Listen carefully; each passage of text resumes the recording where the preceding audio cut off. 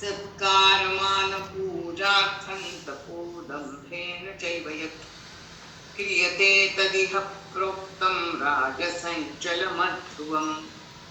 सत्कार सच्या खाली पूजार्थम थच्या डोक्यानुस्वारे नचा उच्चार दंभेन दच्या खाली खालच्या ओळीत पहा क्रियते तदिह हच्या नंतर पचा उच्चार प्रोक्तम अनुस्वाराचा म राजसम सच्या डोक्यानुस्वारे न्य चल मध्व मच्या खाली सत्कारमान पूजार्थं इथे थांबूया तपोदंभेन चैव यत् क्रियते तदिह प्रोक्तं इथे थांबूया राजसंचलमध्रुवम्.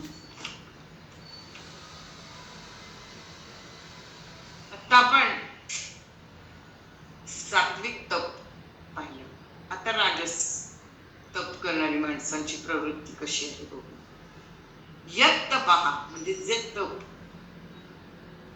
सत्कारमान पूजार्थम माझा सत्कार व्हावा, मला मान मिळावा, मला सगळ्यांनी आदर करावा, माझा पूजा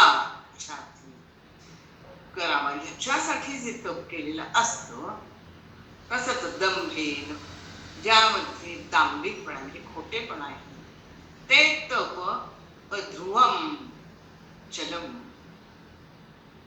अनिश्चित. अध्रुवम ध्रुव म्हणजे निश्चित, अध्रुवम निश्चित नसलेलं अनिश्चित आणि चलम क्षणिक फळ देणाऱ्या इह राजसम प्रोक्तम अशा तपाला राजस्तप म्हटलेलं आहे.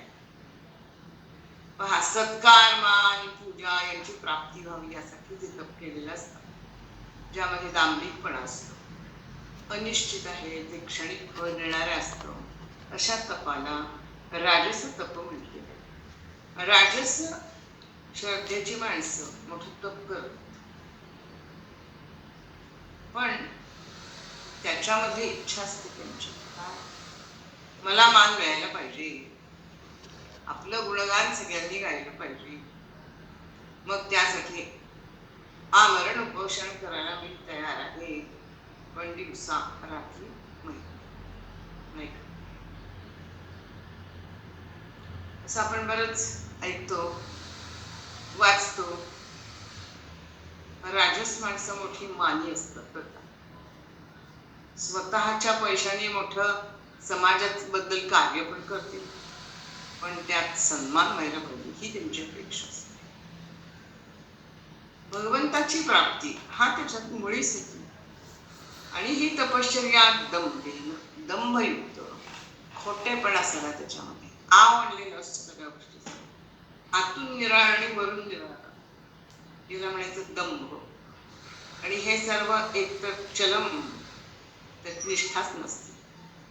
आपल्या तपाचं फळ मिळत नाही म्हटल्यावर लगेच तप सोडायला पण तयार, कारण ते निश्चितच असतं. ध्रुव म्हणून निश्चित नाही अनिश्चित येते. मग त्याच्यात फक्त एवढंच असतं की माझी प्रसिद्धी व्हायला पाहिजे, मान सन्मान व्हायला पाहिजे, हीच भावना, याला म्हणतात राजस्तप. श्लोक कसा म्हणायचा बघू. सत्कार मान पूजार्थं तपोदंभेन चैव यत् क्रियते तदिह प्रोक्तं राजसंचलमध्रुवम्.